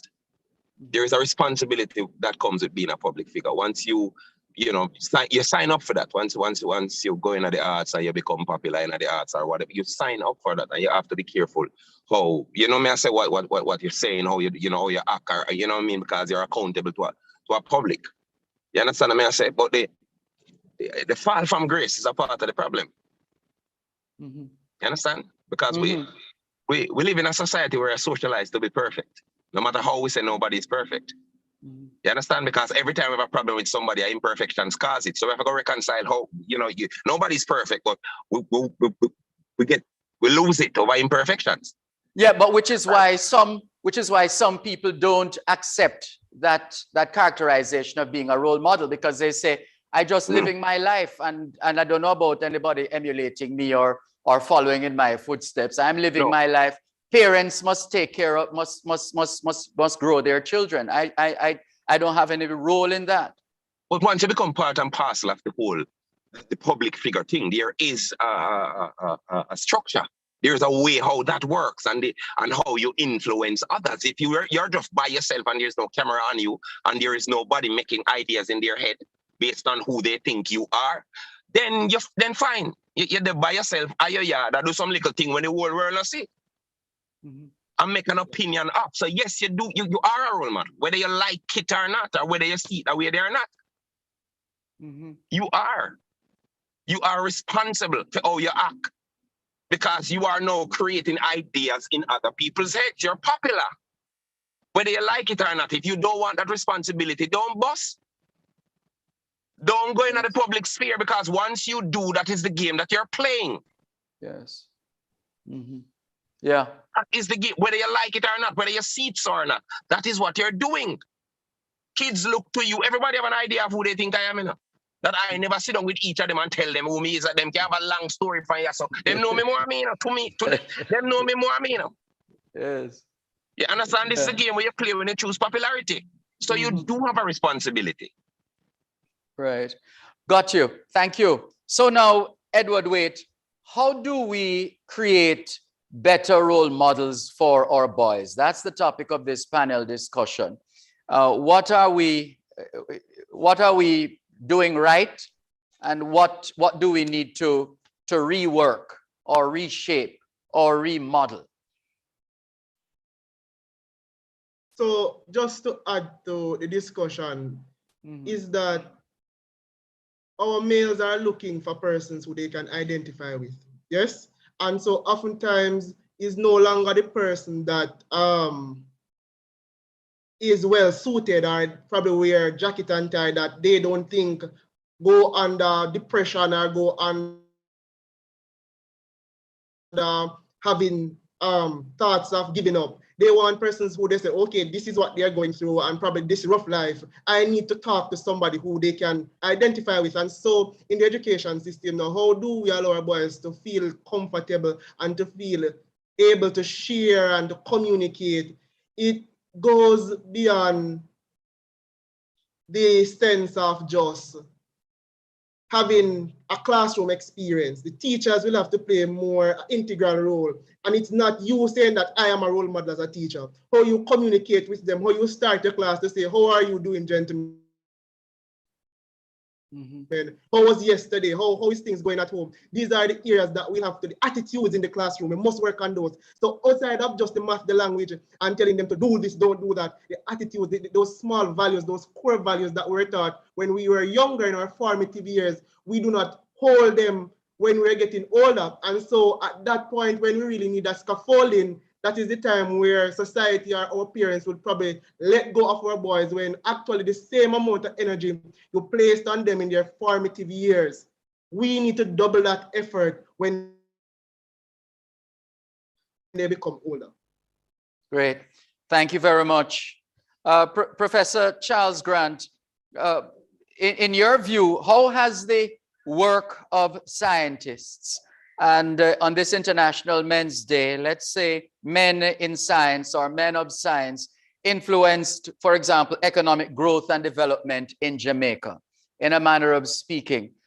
Do you get a sense that we have been harnessing science and technology enough to maximize the potential benefits that would then contribute in a significant way to economic growth and development in Jamaica?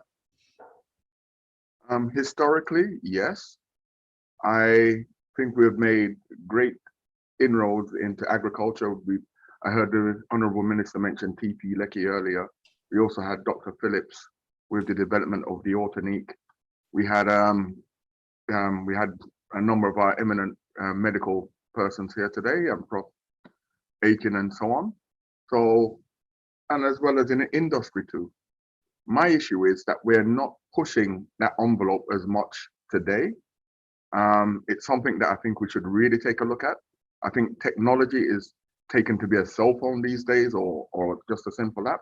But there are other things we can do to continue that long and wealthy tradition as set up by some of the giants in Jamaican science. As I said, P.P. Lecky, Prof. Layla, and the medical fraternity, as I had mentioned too. So there is definitely room for it. We just have to open the eyes of our young men, young boys and so on, as to what technology is, what science is, and how it really impacts their life. Not just teaching it in an abstract manner in a classroom. I think some of the other panelists have kind of hinted at that as well too. So yes, it had a large role in what we did. And I think we definitely have to embrace it again. It will have a large role in our future socio-economic development if this country survive and do well. Particularly in the light of climate change and all the issues that will cause in terms of sea level rise, zoonotic diseases, and agricultural, just droughts and so on that will cause the reduction in agricultural productivity. We really need to focus on these areas. Thank you very much. And Gavin Bryan, there are those who are a little pessimistic about the future. They say, look at what is happening or not happening in Jamaica. And look at what Dr. Paris Lioai shared with us earlier on, how many of us men are dying every year, killing ourselves, those under 30, a significant number there. So there is that. Those of us who are involved in criminal activity and are victims of criminality are male.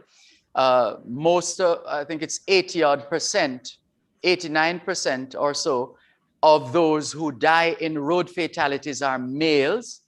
A significant number of those who are incarcerated, the majority are males.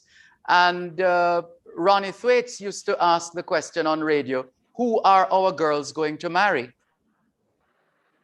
I mean, how hopeful are you, notwithstanding those statistics and references, Gavin Bryan, with respect to our boys who will become men? Because, of course, it's the boy that maketh the man, isn't it?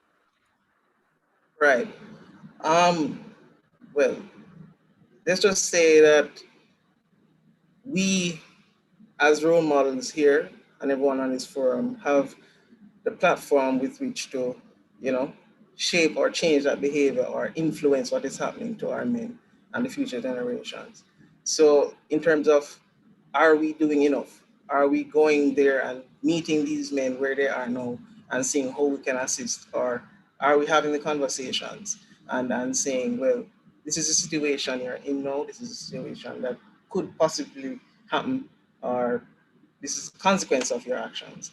And so there are a lot of role models, men that embody what could be a role model, but it's for us to engage those persons and see how, they can reach out to persons, or men or boys, and influence them. So it's how we bridge that gap and present an avenue within which or where persons can engage or become mentors to young persons. So for me, I know personally, dedicated to work, I could do more in terms of going back to my school and saying, this is where I'm at now, you could be here as well, having that type of giving back or giving of yourselves, that type of deal. So it's basically affording mediums with which to engage the younger generation or our boys and seeing how we can help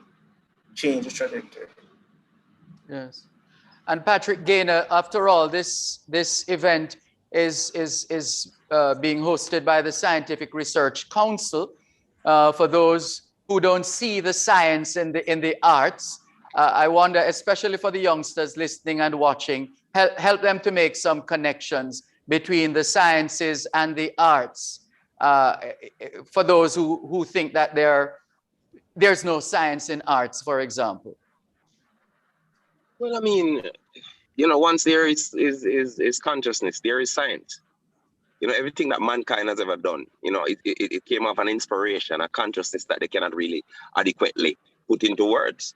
You understand? You know, some people put it into words, literally into writing a song, into putting. It is science. Mm-hmm. You understand? It is cosmic. It is something that is higher than the average person. It is higher than us. You understand? Because everything that is created today, somebody came and challenged it tomorrow. Mm-hmm. You understand? That is science.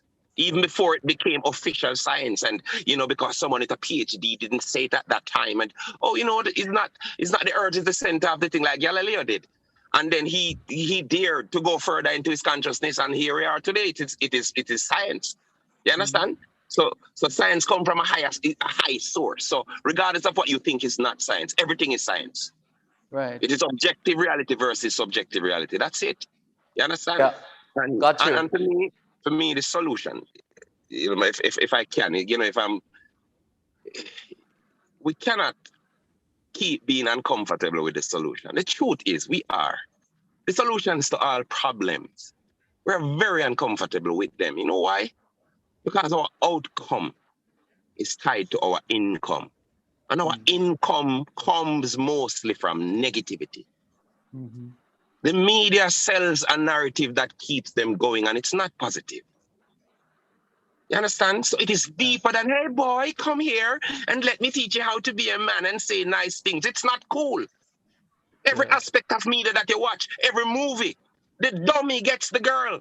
What does the boy want? Mm-hmm. Yes. The girl.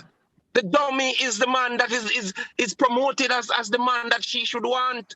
Somebody like you who is well educated, somebody like the professor and the chef. These are not influential people to the majority. And why is that? Because the majority just don't want it? No, because it's deeper. Our outcome is tied to our income. And our income comes mostly from what is negative. Now, who is the problem? The adults are not growing up, sir. Got you. The adults are not growing up. They're aging, but they're not growing up. They're acting like children. So how do children raise children? We first have to grow up. Yes. And be bold enough to raise them. Bold enough to be irrelevant. We're competing. Mm-hmm. So every panel discussion becomes a debate. Everybody just want to hear them own nice voice. Oh, I use this big bird, you know. And wow, you see, oh, me kill that one day. You see, oh, the one day, do I look smart? Am I intelligent? Oh my God. It is not a real coming together to find a way out. Mm-hmm. We come and we talk today and it's just done. Nobody means it. We have to mean it. Yes. Well, let's talk about, yes, let's talk about continuity then. Let's talk about going beyond this forum. For example, Edward Waite, you're a science educator and you're the SRC's STEM ambassador. STEM, of course, science, technology, engineering, mathematics, but I like to say without the arts, STEM has no steam, right? So it really should be STEAM. But to the point that Patrick Gaynor made with respect to moving beyond this kind of a forum, how do you see your role in that regard, Edward Waite, as a science educator and the SRC's STEM ambassador? My role from today's conversation is to set some targets for next year as we celebrate next year International Men's Day in 2022. What are some of the accomplishments? What are some of the objectives all of us on the platform now can say? How can we mentor somebody else to make a positive influence and let it move from just you're doing well, but showing them the ins and outs of life and get them to understand, you have a potential, you have the ability to unearth so much skill as a male or as a man. And so I believe that the conversation from here is relevant, it is necessary. And so all of us on the platform, let us challenge ourselves to take on some objectives for next year. So when next year comes and we're having this same conversation, more persons will be impacted. More persons will be seeing results, will be seeing some outcomes that are positive instead of just coming here again, talking about the negative impacts of not focusing on our males. But next year when we get here, we are saying then guess what? From this year's session, I wrote down 3 objectives to provide some mentorship, to provide some extra attention to somebody who, a male that needs it. And I want to add also to the discussion that guess what? Our males are doing well. Some of our males who are doing well in school, why don't we highlight them? Probably we need to work on highlighting the persons who are doing well in the education system, who probably did not fall to peer pressure, who are excelling in sports, are excelling in the arts. Let us highlight those who are making a positive impact. So long term, I believe that my role is to set some objectives to get more males involved and to allow them to love what they love. I will encourage them in that direction. Yes, indeed. Thank you very much. So as we wrap the discussion, as we wrap the discussion, yes, we're wrapping the discussion, right? I just wanted to give each panelist the opportunity just to give us one practical thing we can do right now. One practical thing that we can do to create better role models for our boys, in keeping with the panel discussion topic. Just one practical thing we can do right now to create better role models for our boys, starting with you, Professor Grant. Well, just put myself more out there to show what I've done and get in the social media space. I'm not very good at that, apparently, but just to share more of my experiences with the younger generation. And I just want to add one thing apart from that. You mentioned science and art. Now, one of the world's greatest scientists was Albert Einstein, and he was quite an accomplished violinist. So he loved the arts as well. So let's not forget that. Absolutely, well said. Thank you very much, Mr. Gavin Bryan. That one practical thing we can do to create better role models for our boys.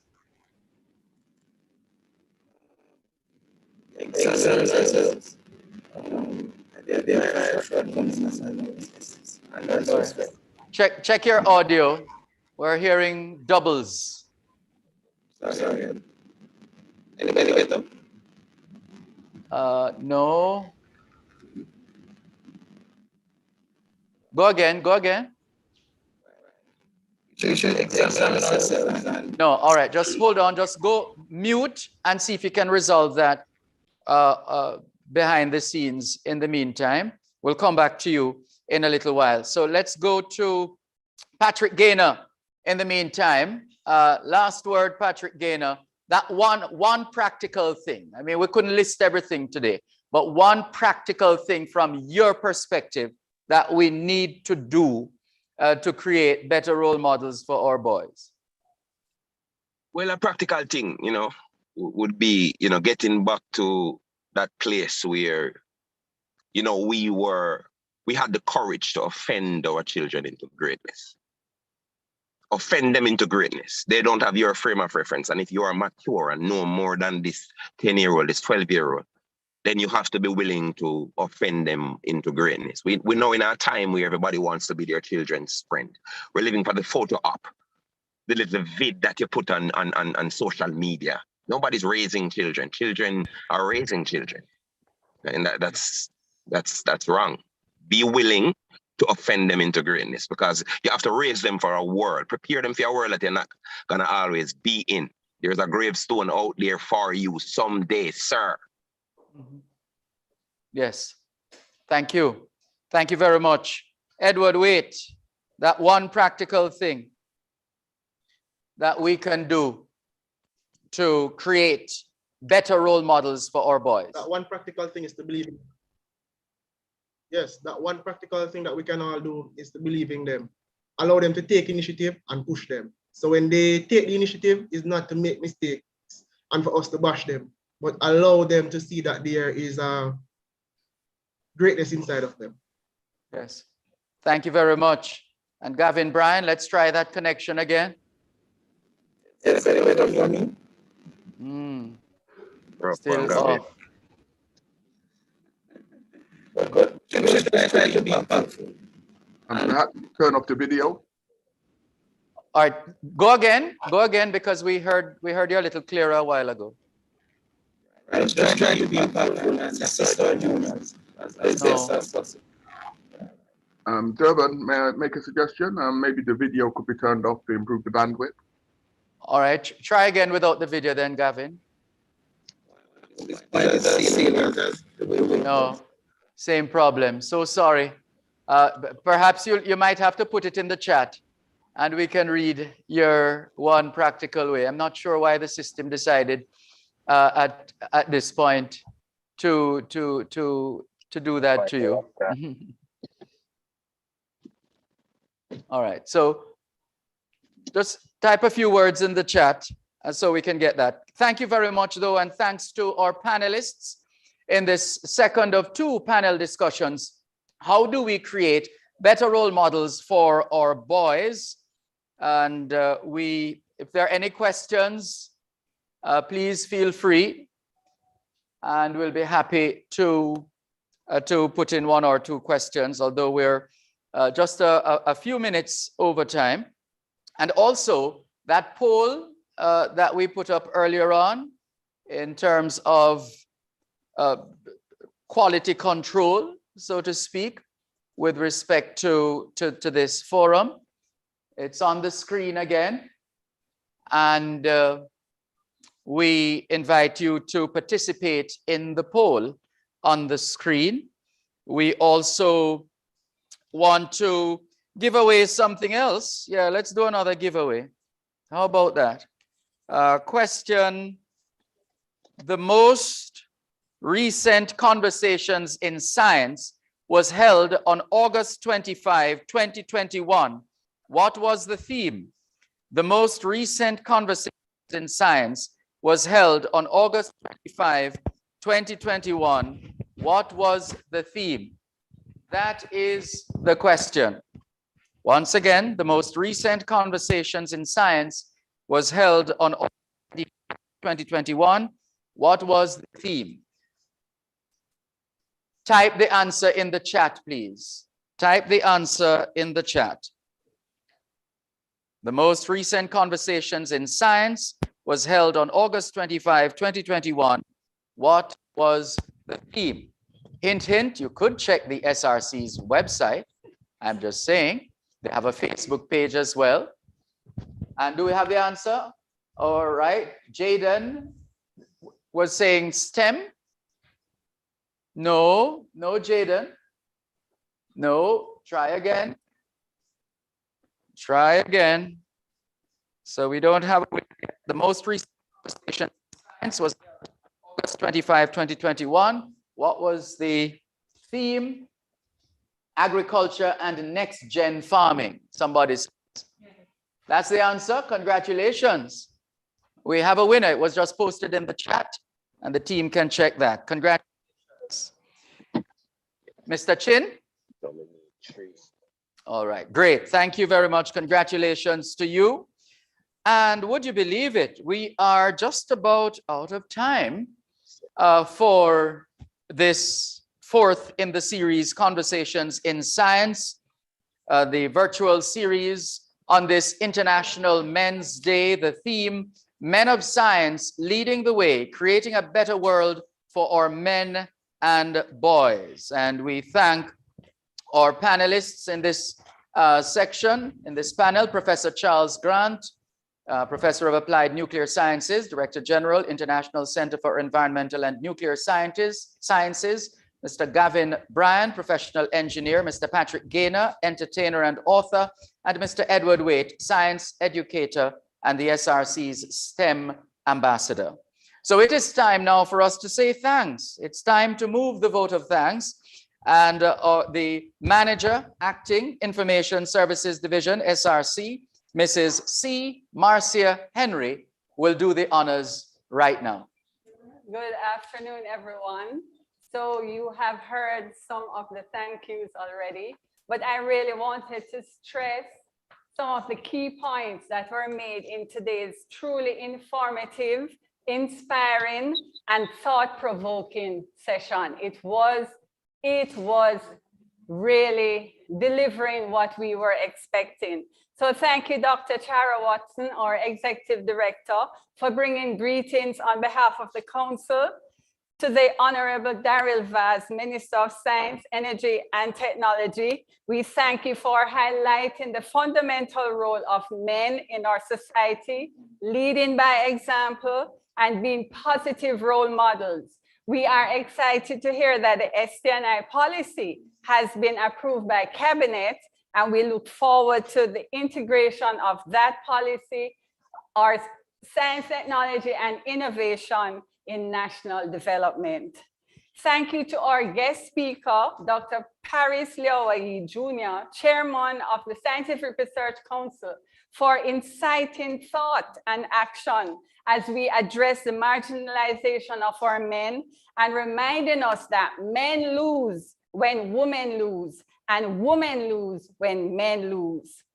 In addressing the theme, the realities of men's physical and mental health in Jamaica, thanks to our panelists, Dr. Jordan Eaton, who honestly discussed some of the issues of mental health and stressed the validity of the mind-body connection and the proper way of managing and treating mental challenges. And he also reminded, in the one-liner, that our men do not have to do everything on their own. Men can be vulnerable. Hashtag men can be vulnerable. Professor William Aiken, thanks for raising the importance of men 40 years old and older to be proactive and to do the PSA test and the digital rectal examination, which takes only 10 seconds. Can you imagine? Only 10 seconds. Every year they should be doing that. Healthy diet, lack of physical activity, and excessive alcohol consumption were also some of those poor lifestyle choices that men need to address.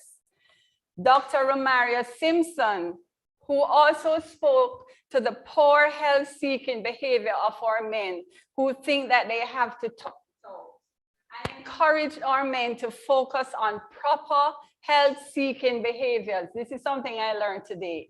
Proper health-seeking behaviors of regular exercise. You need to be sweating, guys, every day after exercising for at least 30 minutes.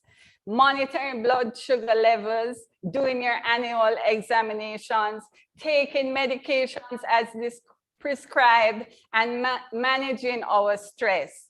And of course, laughter is the best medicine. And his one-liner was, prevention is cheaper and better than cure.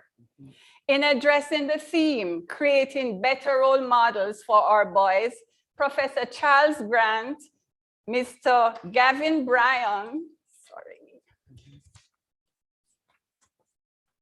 Mr. Patrick Curlylocks Gaynor, and Mr. Edward Waite shared from their perspective. Thank you for imparting your knowledge, sharing your inspiring experiences, and adding value to the discussion, raising importance to having great family support and examples, having visionary, inspiring teachers and mentors, thinking critically and filtering the negative role models in our society from the need for authority, respect, and leadership, having appropriate means of educating our men, for them to unlearn and relearn, for allowing our boys to take initiative in the classroom and building their creative skill. And also raising the point that all of us are role models, whether positive or negative. And we have a responsibility to be the role model that we would want our children to be. Special thanks to Axiom Pictures for your expert services in live streaming the event, to our able, capable, charming host, Mr. Dervan Malcolm. Thanks for so capably taking us through proceedings and asking the questions that help to explore the themes. To our supporting staff at the Scientific Research Council, the Management Information Systems team, and to the Science, Technology and Education Unit, who were the key organizers and executors of this event. Headed by Ms. Cavell Hilton, the coordinator for STEW, affectionately called STEW. We thank you and the other supporting staff at the Scientific Research Council, Gavin and everyone else. Thank you to the Marketing and Corporate Communications Division. Thank you so much for all who played a part in making today's event a success. Without you, it would not have been a success. And we really do thank everyone who did what they could so that we are here feeling better. I'm really hoping that other persons can go on the YouTube channel or on Facebook and listen to some of the presentations that were made, because they will truly help us in mentoring and in building men from boys, so that our men do not stay as boys and just age. So thank you, everyone. Bless you. And indeed, all that's left for us to do is to thank Mrs. C. Marcia Henry for thanking everyone. Thank you very much. That was an excellent wrap. Excellent wrap. Thank you so much. You didn't miss a beat, like the perfect student paying attention in class. Well done. Well done. Thank you. Thank you very much. And so we thank you, our faithful listeners and viewers all over the world, for being a part of the fourth in the series, Conversations in Science, which is a product of the Scientific Research Council, in particular through STEW, Science, Technology, Education Unit. Right, there you go. Well done, Cavell Hilton. Well done to the entire team. And so that's it from us here for now. We'd like to encourage you to share those videos, share the YouTube video, share the Facebook, the Facebook stream, which will come to an end shortly. Go ahead and share for all those who missed it, because they really missed something. All things being well, who knows? Till we join you again at another place, perhaps another time. This is Dervan Malcolm on behalf of the entire team saying thanks for making it the fourth in the series, Conversations in Science. Take care. Thank you.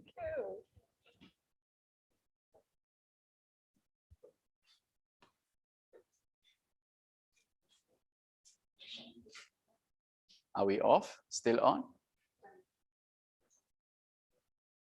We're off now.